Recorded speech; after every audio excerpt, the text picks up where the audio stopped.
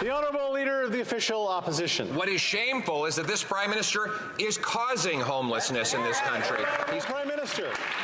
The government continued to be on the hot seat throughout the year for a lack of affordable housing across Canada. This includes housing for Indigenous people living in urban centres, who make up an expanding number of homeless people living in major cities. In the spring budget, the Liberals pledged $4 billion over 7 years to address the housing needs of Indigenous people living away from their home communities. But as Ottawa Indigenous housing advocate Mark Miracle told APTN's Nation to Nation, it is nowhere near enough and spaced out over too long a period of time. But I think it's safe to say that we won't see that money allocated to urban housing interests, certainly in the short term, and I wouldn't expect this government to survive long enough to realize their commitment of $4.1 billion. That even that is not a full commitment to the need that exists.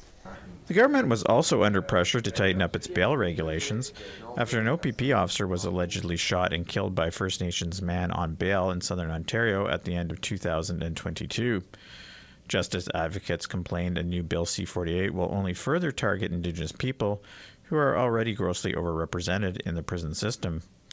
But at a press conference in May, then Justice Minister David Lametti said the legislation shouldn't affect the consideration of Gladue factors when granting bail. It should not, in the sense that Gladue factors are applied at bail hearings, but it does not change the fundamental premise of bail, which is you have a right to bail unless you are a threat to flee, unless you're a threat to public safety, or if the administration if the confidence of the justice system will be brought into question. Liberals were also forced to abandon amendments to their Bill C-21 gun control legislation after criticism an attempt to ban all assault-style rifles unfairly targeted law-abiding gun owners, including Indigenous hunters.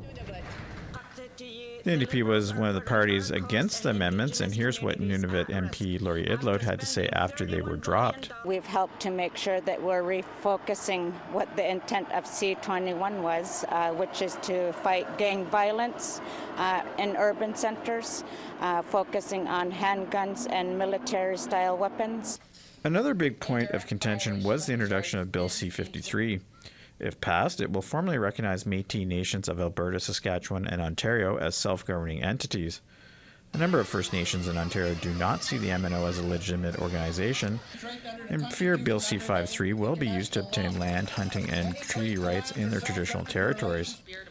At a rally against the bill on Parliament Hill in September, here's what Nipissing First Nation Chief Scott McLeod had to say. It recognizes a Métis presence in our territories that historically have never been there, and really, when you dig deep, the due diligence for determining who is a Métis person has not been done.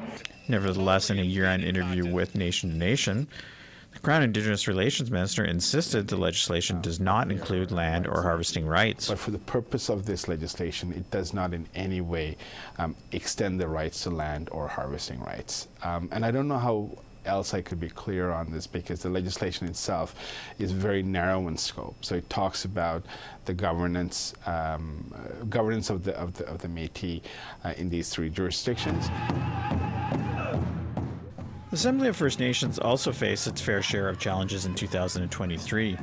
After more than a year of infighting, National Chief Roseanne Archibald was formally ousted at the AFN Assembly in Halifax in July.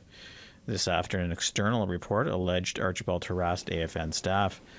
Cindy Woodhouse pushed for unity in the organization after being elected National Chief in December. If we work on the issues together, we shouldn't have time to bicker. There's too many people suffering out there. There's people on the streets. There's people with First Nations that have many issues. And if we focus on our people. Woodhouse, the former regional chief for Manitoba, is the second elected woman to lead the AFN. Fraser Needham, APTN National News, Ottawa.